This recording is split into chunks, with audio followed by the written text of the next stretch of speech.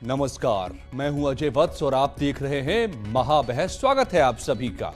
UP पेश कर रहा है नए भारत की बदलती तस्वीर, क्योंकि पहले माफिया सरकार चलाते थे और लोग घरों में दुब के रहने पर मजबूर थे, पर अब सारे माफिया जेल में बंद हैं और लोग बाहर। राजकाज भ्रष्टाचार के हवाले था, अब वसूली करने वाले पकड़े जा रहे हैं।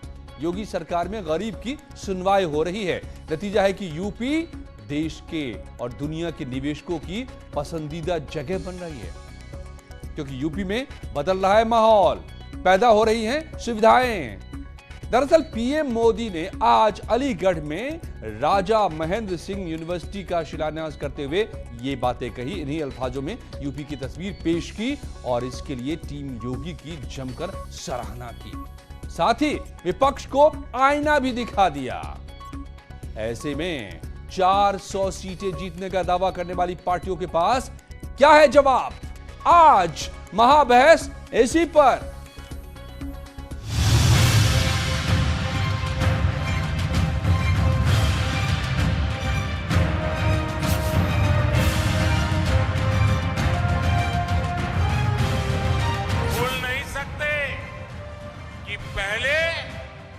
यहां किस तरह के घोटाले होते थे, किस तरह राजकाज को भ्रष्टाचारियों के हवाले कर दिया गया था।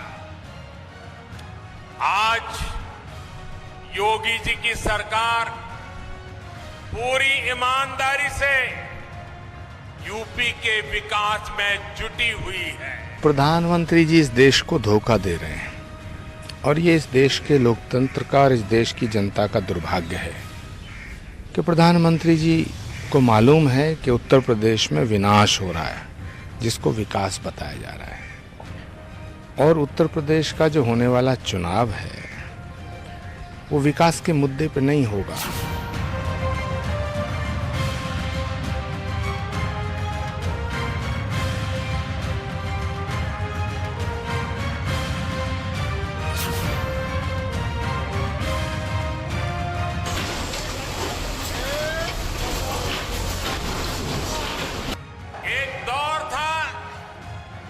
जब यहां शासन प्रशासन गुंडों और माफियाओं की मनमानी से चलता था, लेकिन अब वसूली करने वाले,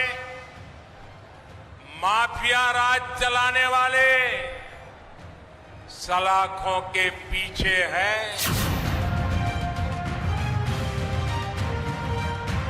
उसका परिणाम है कि देश के अंदर उत्तर प्रदेश निवेश के अच्छे गंतव्य के रूप में आगे बढ़ा है। 3 लाख करोड़ रुपए से अधिक का निवेश उत्तर प्रदेश में हुआ और उत्तर प्रदेश के 1 करोड़ 61 लाख नौजवानों को अपने ही गांव में, अपने ही घर में, अपने ही जनपद में रोजगार और नौकरी की सुविधाएं उपलब्ध हुई। ये सबसे बड़ी उपलब्धि सरकार की है कि इनका पास बुलडोजर है। बुलडोजर में स्टीयरिंग होता है। अभी बुलडोजर इधर चल रहा है, स्टीयरिंग घूम जाएगा तो बुलडोजर किधर चलेगा।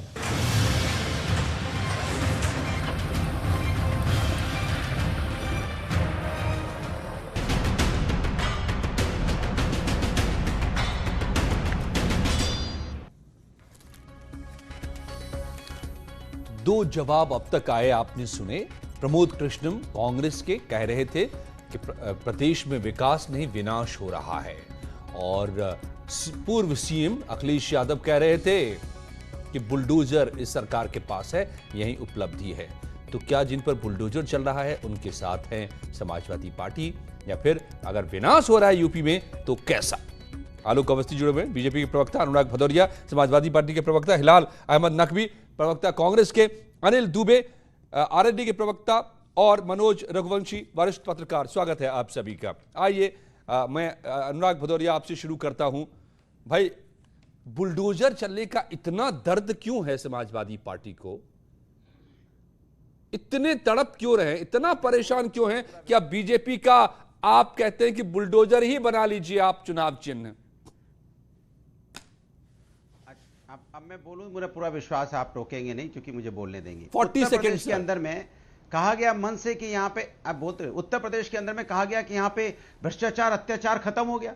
यहाँ पे पीपी किट घोटाला, जो मेडिकल इक्विपमेंट खरीदने में घोटाले में भ्रष्टाचार, टीचर भर्ती घोटाले में भ्रष्टाचार, यहाँ पे जिस तरह राशन बांटा गया 34 जिलों में भ्रष्टाचार देखने को मिला 350 करोड़ का, जिस तरह से महिलाओं का चीरहरण हो रहा है, इस तरह आम दुर्योधन और यहाँ पे दुशासन घूम रहे हैं, जिस तरह से बच्चियों को जिंदा जलाया जा रहा है, जहरीली शराब पीने से लोगों की मौतें हो रही हैं, यहाँ बच्चों की मौतें हो रही हैं बुखार आने से। ऐसी हेल्थ व्यवस्था यहाँ पे खराब है। हेल्थ व्यवस्था का आलम यह है कि एम्बुलेंस नहीं मिलता है तो कोई अपने बच्चों को गोदी में लेके भाग रहा है, कंधे में लाद के भाग रहा है, लेकिन बच्चा भर्ती नहीं हो पा रहा है, इलाज नहीं हो पा रहा है, मौत हो जा रही बच्चों की। 100 बच्चों की मौतें हो गई और उसके ऊपर कोई बात नहीं।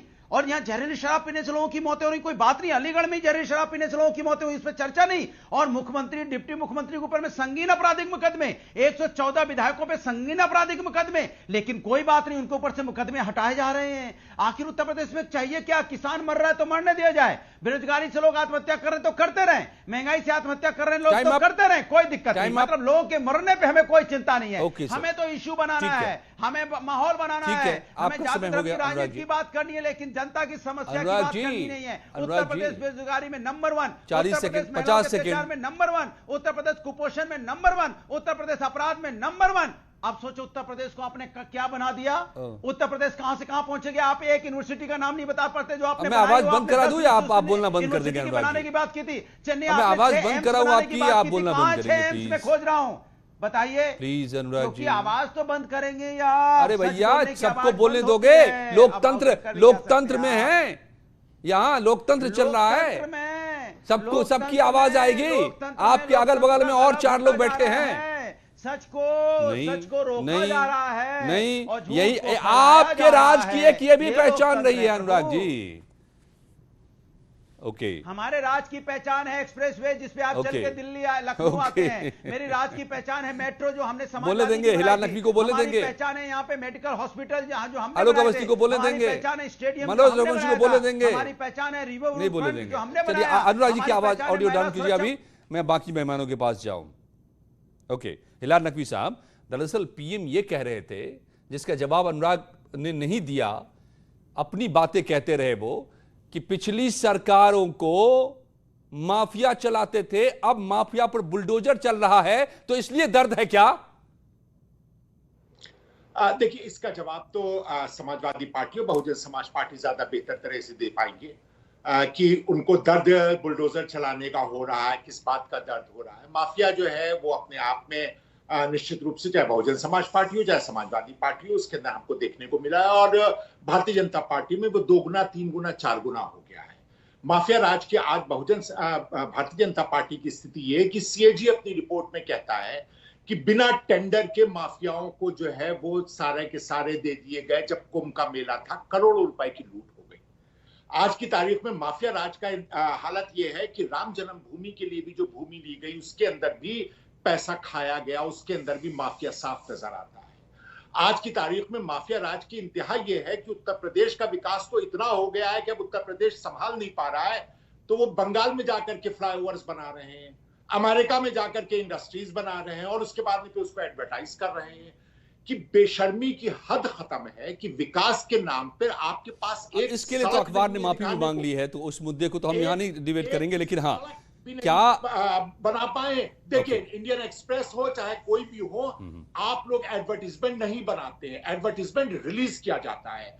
क्या इंडियन एक्सप्रेस की कोई एडवर्टाइजिंग कंपनी है? उनको किस तरह माफी मांगी है, इसका मतलब जिम्मेदारी ली होगी, मैं उस पर नहीं जाता हिलाल साहब, लेकिन मेरे सामने मुद्दा यह है कि यूपी को पहले माफिया चलाते थे, अब सरकार चला रही है।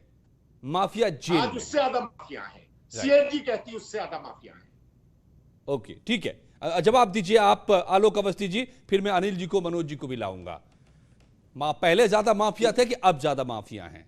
आपकी उपलब्धि यही है कि आपके पास बुलडोजर है, या यूपी की नई तस्वीर है? अजय जी आरोप लगाया गया कि सरकार ने कुछ नहीं किया, आरोप लगाया गया कि अपराधीकरण बहुत ज्यादा। सदन के अंदर में मैं जिस तरह से बात रखूंगा मेरे दर्शक भी समझ जाएंगे। मैं जिस तरह से बात रखूंगा मेरे दर्शक भी समझ जाएंगे। और हमारे जो विरोधी दल के नेता है, प्रवक्ता इसे समझ जाएंगे। उत्तर प्रदेश की एक पहचान थी 2016 से पहले, अपराध करने वाला प्रदेश और दंगाग्रस्त प्रदेश, अपराध करने वाला प्रदेश और दंगाग्रस्त प्रदेश, ये उत्तर प्रदेश की पहचान थी। मुजफ्फरनगर दंगा इसी प्रदेश में हुआ था, इसी प्रदेश में अलीगढ़ में दंगा हुआ था, इसी प्रदेश में तमाम कचहरियों में बम के विस्फोट हुए थे, आतंकवादी घटनाएं हुई थी। इस प्रदेश का ये हाल था। आज अजय जी, इस प्रदेश के अंदर अपराधियों को आपने देखा है किस तरीके से दूसरे प्रदेशों में भाग रहे हैं। कांग्रेस की सरकार एक अपराधी को यहां आने नहीं देती 2 साल तक, जिसका नाम मुख्तार अंसारी है। अतीक अहमद जो है वो जो है दूसरी जेल में भागे हुए हैं गुजरात की, जो कि वहां से जो है नहीं आना चाहते हैं। और आज 140 से बड़े अपराधी मारे गए हैं। 2000 करोड़ रुपए की संपत्ति हमने जब्त करी है इन अपराधियों की। उसकी वजह से जानते हैं क्या हुआ अजय जी? इस प्रदेश के अंदर 3.5 लाख करोड़ का इन्वेस्टमेंट आया है। लोगों का भरोसा जागा है इस प्रदेश के अंदर, और उस 3.5 लाख करोड़ के इन्वेस्टमेंट के आने से करीब 2 करोड़ रोजगार उत्पन्न हुआ है, जिससे कि हमारे प्रदेश के लोगों को लाभ मिला है। क्योंकि प्रदेश सुरक्षित हुआ है तो प्रदेश में इन्वेस्टमेंट आया है, और इन्वेस्टमेंट आया है तो रोजगार बढ़ा है। उसका उदाहरण मैं देता हूं, और कितना रोजगार उस फैक्ट्री में लग गया बता दीजिए, कौन सा इंफ्रास्ट्रक्चर खड़ा हो गया बता दीजिए। 4.5 में थी वो 10 लाख करोड़ के आसपास, कुछ बोल देते हो, रटे रटाए आए 3.5 लाख करोड़, 4.5 लाख करोड़, 5.5 लाख करोड़। अरे भैया कुछ होता ही नहीं है, खाली झूठ जुमला फेंक रही है। अरे लपेटो लपेटो लपेटो, हम लपेट रहे हैं, लपेट रहे लपेट रहे, हाँ लपेट रहे लपेट रहे, बोलो बोलो बोलो, लपेट रहे हैं, हाँ लपेट रहे, बोलो बोलो बोलो, लपेट लिया। 2,16,000 करोड़ का 2016 में बजट 5 लाख करोड़, 6.5 लाख करोड़ लपेट रहे हैं, लपेट रहे हैं, लपेटो बोलो बोलो, 7.5 लाख करोड़, 8.5 लाख करोड़, बोलो बोलो, हम लपेट रहे हैं, सब लपेट रहे हैं, पूरा उत्तर प्रदेश लपेट रहा है। बोलो बोलो बोलो बोलो। अरे गड्ढा बना नहीं पा रहे हैं, यहाँ लपेटवाने आए 8.5 करोड़, 3.5 लाख करोड़, सड़क यहाँ पे बना नहीं पाए, सड़क गड्ढे से भरी पड़ी है, यहाँ पे गड्ढे सड़क में गड्ढा पता नहीं चल रहा है। बेरोजगारी में यहाँ लगाए जाते हैं और उनकी जो उनकी चोल से वसूली बोलो मंदिर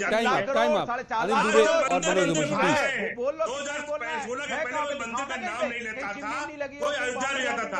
आज हर आदमी अयोध्या जाना चाह रहा है, तो ये अयोध्या जाना चाह रहा है। ओके आलोक जी, अनुराग जी, शांत। अनिल दुबे जी ये बताइए, ये तो फैक्ट है ना, अयोध्या में जाना चाहते हैं। Audio down. Alok ji, Anurag ji please.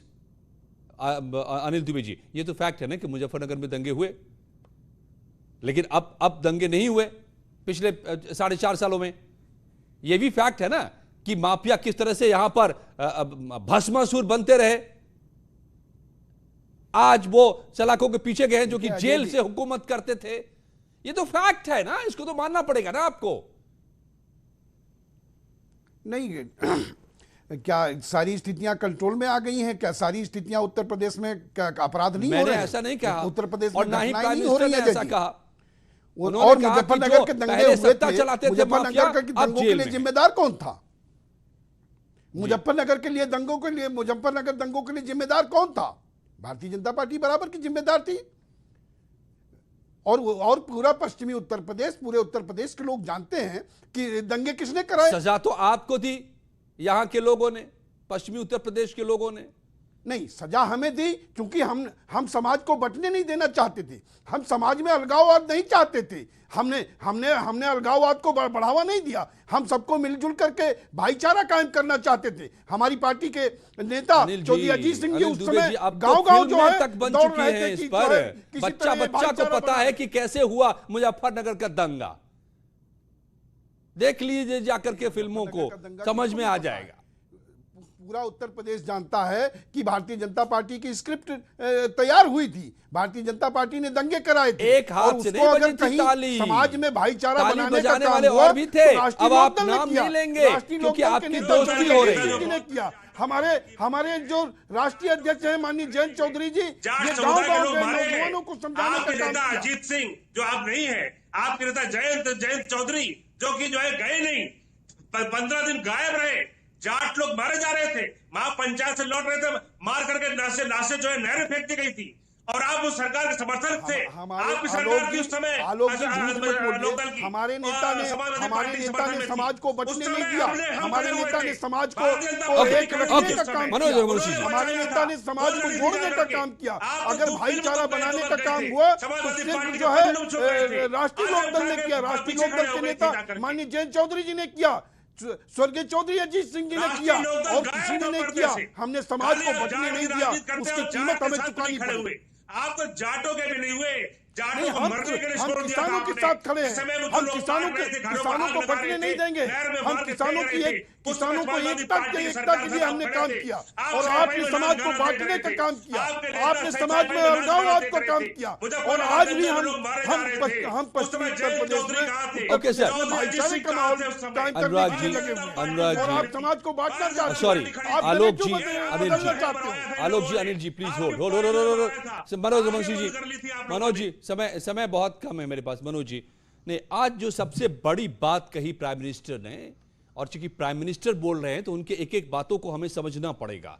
उन्होंने कहा साफ तौर पे अलीगढ़ से कि यूपी बदलते भारत की नई तस्वीर को पेश कर रहा है। पहले जहां डर के मारे कोई नहीं आते थे निवेशक, आज पसंदीदा जगह ये उनके लिए बन रही है। क्या है इसके पीछे का आंकड़ा, फैक्ट? जी देखिए, ये सरकार की तरफ से आंकड़ा दिया गया है 3.5 लाख करोड़ के निवेश का, बीजेपी कह रही है।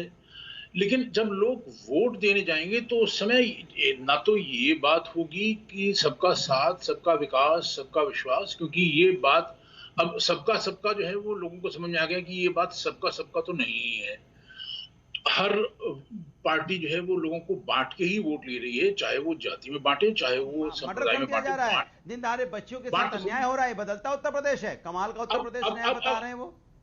ये उत्तर प्रदेश है जिस उत्तर प्रदेश अच्छा, मनोज जी को बोलने दीजिए। जिस उत्तर प्रदेश में बेरोजगारी का आलम है कि लोग आत्महत्या करने पे मजबूर हैं, किसान लगातार धरने पे बैठा है, उसकी मौत हो रही है। ये बदलता उत्तर प्रदेश है, ये बदलता उत्तर प्रदेश है जहां पे रोजगार नाम की कोई चीज बती नहीं है। डेमोक्रेसी में मोनोलॉग नहीं होता है, झूठ बोला जा रहा है, उसको तानाशाही कहते हैं। 4.5 लाख करोड़ लोकतंत्र में सारी आवाजों को सुनी जाती है, सारी आवाजें सुनी जाती है। अनुराग भदौरिया जी, लोकतांत्रिक तो पहले बनिए। उसको पूरा नहीं बना पाई। गुंडागर्दी करने वाली पार्टी बदलता उत्तर क्या प्रदेश गुंडागर्दी कर रही है? गड्ढे लोगों को बोलने नहीं देना चाहती है। गड्ढा सड़क में, ये गड्ढा इस तरह की वैचारिक उग्रता है। देखिए, ये वैचारिक उग्रता आप खुद से अपने बारे में बता रहे हैं। हर आदमी को बोलने का अधिकार है। पुलिस जनता को, जनता जो है अपने सब लोगों को बोलना दबाना चाहती है, ये उचित नहीं है। जनता पुलिस को, जनता को नहीं बोलने दे रही है। Audio down. Manoj ji please continue. मैं बोलूं? Yes please continue. मैं बोलूं? यस सर, तो देखिए, यस सर। लोग अंत में पहली चीज तो ये है कि अभी तो प्रधानमंत्री ने बिल्कुल इसकी इलेक्शन की कैंपेनिंग की शुरुआत ही की है। आज के दिन जो बात कही जा रही है उसके आधार पे अगले साल वोट डलेगा ये अभी से नहीं कह सकते। जनवरी में, फरवरी में जो मुद्दे हावी होंगे वो तय करेंगे कि कौन आगे है। अभी तो ये केवल ओपनिंग बैट्समैन वाला खेल है। दूसरी बात कि सबका साथ, सबका विकास, सबका विश्वास, ये शायद बात ना रहे, और जो विपक्ष की तरफ से जो बात रखी जाएगी कि बेरोजगारी है और कोरोना काल में जो है वो ध्यान नहीं रखा गया, ऑक्सीजन नहीं मिली वगैरह वगैरह, ये दोनों तरफ से बातें रखी जाएंगी। लेकिन अगले साल जनवरी में, फरवरी में जो मुद्दा हावी होगा वो तय करेगा। और मुझे लगता है कि बीजेपी की तरफ से जो मुद्दा हावी कराने की कोशिश की जाएगी वो सफल होती है, असफल होती है, ईश्वर जानते हैं। वो होगा हिंदुत्व का मुद्दा। मेन मुद्दा हिंदुत्व का होगा जो बीजेपी को जिता सकता है। केवल देखिए पैसे का निवेश और ये बातें तो फिर तो लोग अपने स्तर पे तय करेंगे ना कि मेरे मुंह में अनाज के 2 दाने एक्स्ट्रा आए कि नहीं आए, मेरे शरीर पे 2 कपड़े एक्स्ट्रा आए कि नहीं आए। 3.5 लाख करोड़ एक संख्या से लोगों को सरोकार नहीं होता, लोग अपना अपना आकलन खुद करते हैं। उसके लिए तो अब्बा जान और चचा जान भी तो आ ही गए हैं मनोज जी, जो आप कह रहे हैं। देखिए मैदान में उतर चुके हैं। हाँ, अंत में यही तय होगा कि मतलब जनवरी फरवरी। तो हमारे राजनीति की ये मजबूरी है या खासियत है कि आप जो भी कर लीजिए आखिर में आपको अब्बा जान चचा जान को लाना ही पड़ेगा अगर आपको चुनाव जीतना है तो, या फिर आपको मंडल और कमंडल करना ही पड़ेगा क्या?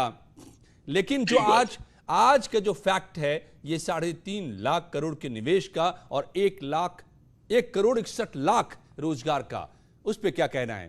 हिलाल साहब, मैं सुनूंगा आपकी बात कुछ ही पलों में, लौटता हूं। बने रहिए हमारे साथ, जारी है महाबहस।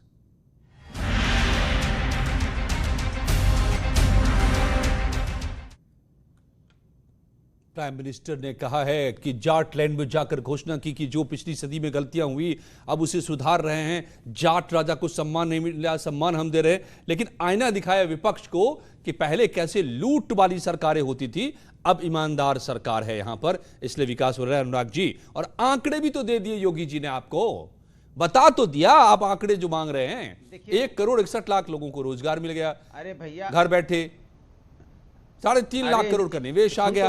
अब क्या जान लेंगे? अरे सुन तो लीजिए, अरे बात, हाँ वही तो, ये जुमलेबाज है ना। कई बोलते हैं 80 लाख दे दिया एक दिन में, कई बोलते हैं एक दिन में 1 करोड़, एक दिन में 1 करोड़। मतलब आप 4.5 साल में कितने हो गए? कम से कम 25-30 करोड़ लोगों को रोजगार दे चुके हैं। मुझे लगता है 40 करोड़ को दे दिया होगा, बिहार वगैरह को दे दिया होगा, बंगाल तक दे आए। तभी तो रोड दिखा रहे थे बंगाल की, और कह रहे थे 3.5 लाख करोड़ का इन्वेस्टमेंट। 3.5 लाख करोड़ तो हमने लपेट लिया उनका। आप साबित कर दीजिए ना कि गलत है आंकड़े। 10 लाख करोड़ का इन्वेस्टमेंट कर दिया।